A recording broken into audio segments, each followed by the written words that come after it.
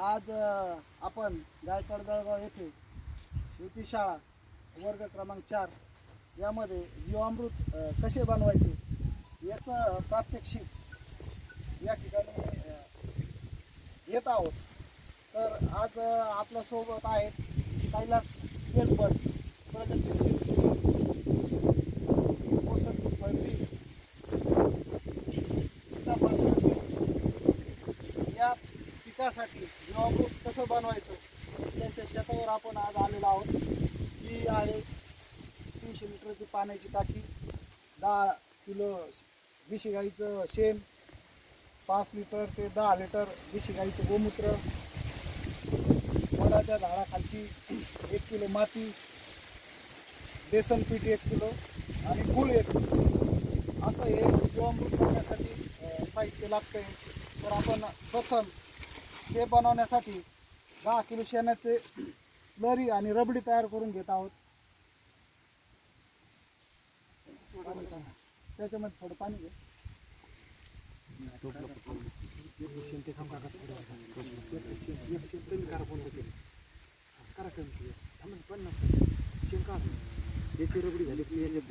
आता 10 किलो शेणाची या ठिकाणी गरगूट करून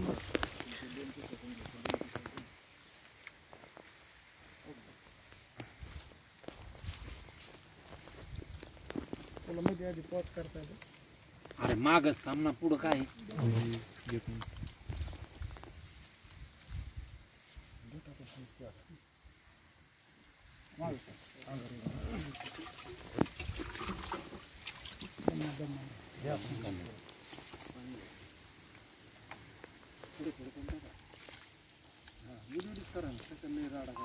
एक किलो बेसन पीठ, सोयाबीन आणि शेंगदाणा वगळता कुठल्याही कडधान्य पिकाचं बेसन पीठ घ्यायचं आणि त्याची स्लरी तयार करायची।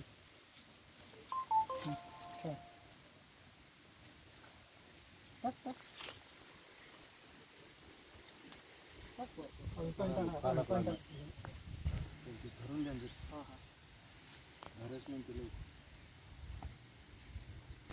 जेव्हा आपण थिअरी पाहिली आणि आता प्रॅक्टिकल आहे, काही नाही दुसरं अजून पाणी घ्या ठीक आहे। पण आता समस्या चांगला गुळ काळा पाहिजे, काढायला त्याला काय आता जो वेळ मिळाला तो गुळ टाका पाणी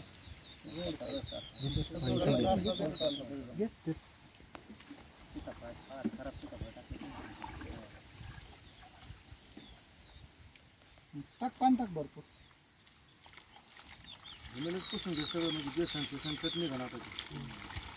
आता ही 1 किलो गुळाचं स्लरी केलेली आहे आणि ते आपण टाकीमध्ये मिश्रणामध्ये एकत्र केलेलं आहे।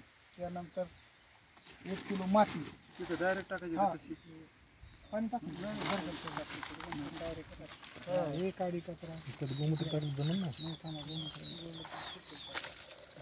माती काय असेल चालू कर। आपण 1 किलो वडाखालची माती मिश्रणामध्ये एकजीव करून घेत आहोत।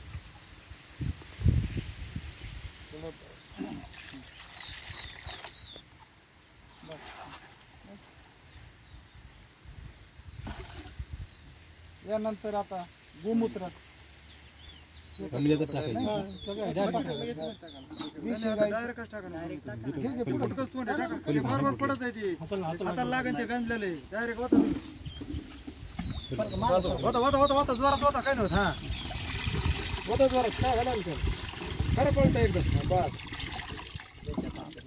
गोमूत्राचा वास आला असेल जुनं असतं चांगलं। आता याला हलायचं का? मिश्रण मिश्रण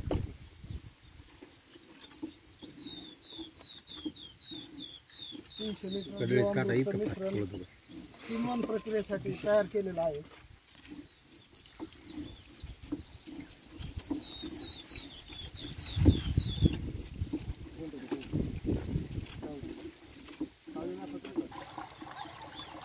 भाऊ किती द्यायचं पुढे बघ ना। पूर्ण झाले डिंगीला तसं ते ताकदीनं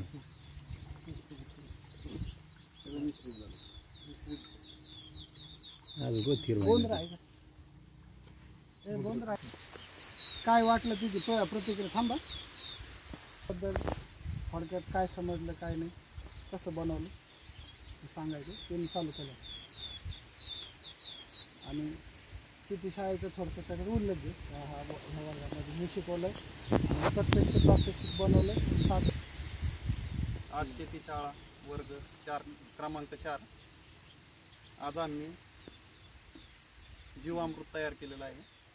त्याला लागणारे साहित्य 1 किलो गूळ, 1 किलो वडाखालील माती, 10 ते 15 लिटर गोमूत्र, 10 किलो गावरान गाईचं शेण, हे सगळं मिक्स करून या टाकीत त्याचं द्रावण स्वरूपात तयार केलेलं आहे. याचा उपयोग फवारण्यासाठी पण होतो, बागेला सोडण्यासाठी पण होतो आणि उत्तम प्रकारचा रिझल्ट पण आहेत त्याचे.